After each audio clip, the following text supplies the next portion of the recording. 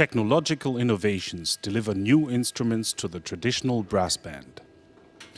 True to its meaning, modern form, neo-brass instruments are based upon knowledge accumulated through developmental research at the molecular level.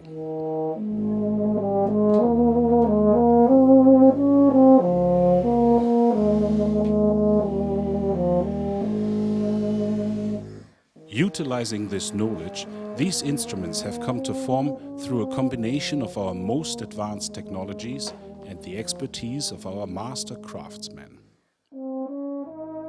Collaborating with some of the world's foremost professional artists, dismantling everything that has been until now the norm, scrutinizing each part and component to design instruments that fulfill the requirements of today's discerning players. The result is a series of instruments taking on a modern form that will lead brass band instruments from this point on.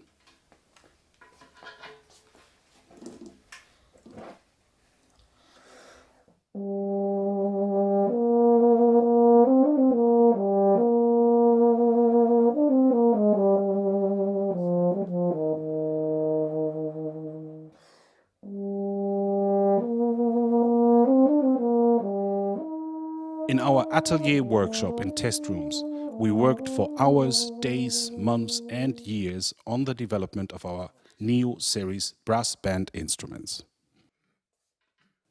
The place where it all had started is the Atelier Hamburg. Hi guys, I'm glad to have you here to talk about the newest addition to our Neo brass band lineup, the Euphonium and the B-flat tuba. Steven, first talking about the Euphonium, you have played the previous model, 642, and what was the most important improvement we did on the Neo Euphonium? I think when we started this instrument, I wanted to make sure we went back and thought about what the word euphonium meant and put that into place. The word euphonium meaning well-sounding or beautiful sounding. We've done various things to the instrument, thinking about every aspect, not just sound. We've thought about technique, how to get a better technique on the instrument. We've thought about the range. The range is fabulous on this new euphonium, and the projection of sound. But the main thing for me was the tone of the instrument and going back to the original form of the euphonium.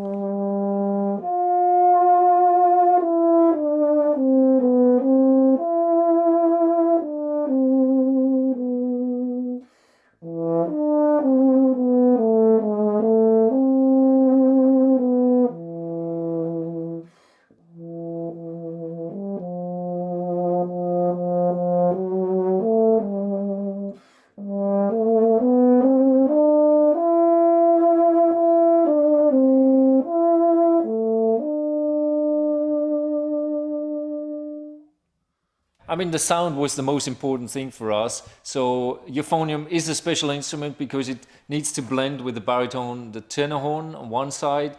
It needs to fill into the brass band as well. It needs to be a solo instrument. Yeah. Is that what makes the euphonium so special? It is. It's a really versatile instrument. It can, like you say, you can stand up and play solos, or you can sit in a band. But I think something's been lost with the euphonium recently. I think the sound within the band.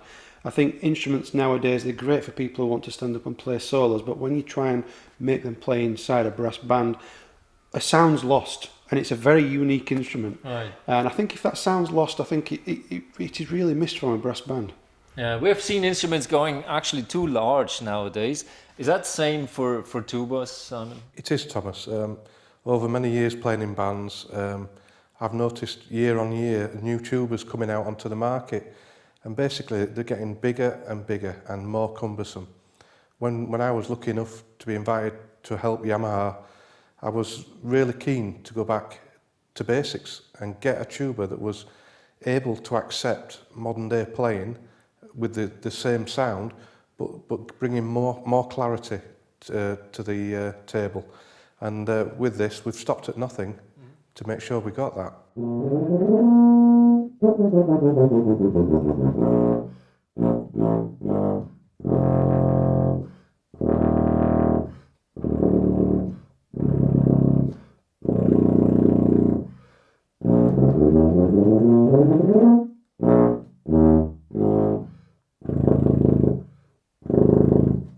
So it all comes back to the sound, right? The sound is the main thing. We have learned through all this testing how much the sound is of the middle section with the bass. And we worked, particularly on the euphonium, we worked very much with the metal thickness, with the metal gauge. Yeah. But we also worked on the ergonomics of the instrument. Was that similar important to you? Yeah, I think when you're playing an instrument, you've obviously got to know that the sound is there, and you're able to play as high as possible or as low as possible. But I think when you're actually playing it, you've got to know that you're comfortable, whether you're standing up playing a solo, whether you're sat in a band. And we made a change with the handrest on the instrument, which I thought was very, very important. That slight change, it's a slight adjustment with the hand position, and it makes technical passages so much more easy. It really does. Right. Well, the same thing we did on the tuba. We changed a lot of things in the size of the instrument, as well as positions of handrest and fourth valve. Why is the fourth valve so important for a tuba player? Well, on a B-flat tuba, you live on the fourth valve. Most things are done with a fourth valve. And on other models I've played before, you tend to stretch your arm trying to reach this fourth valve. Could you show this? What we did, Thomas, Matsukuma over in Japan, the main designer there, he suggested to me that we could alter the positioning of this slide and let the valve come through the middle of the third valve slide, whereas on other tubas it's around the back, which makes it too far. And so now what you get is a really comfortable action. Right. And it's really superb to hold that way.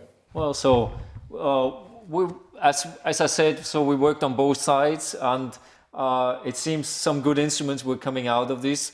It was really good time working with you all these years on B-flat bass, euphonium.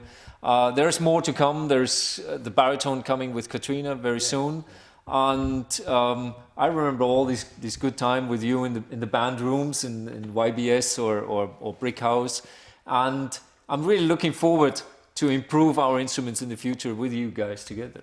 We enjoyed your company as well, especially when we took Matsukuma to the pub. He told me secretly he could drink, Steve, but he had 2 pints of Guinness and he was nobody's.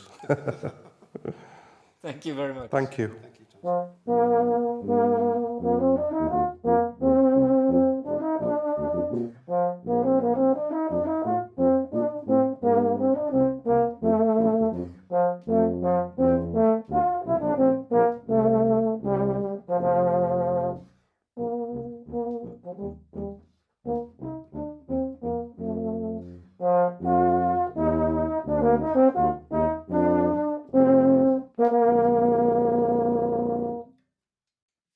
For checking our new instruments, please visit us online at www.yamaha.com.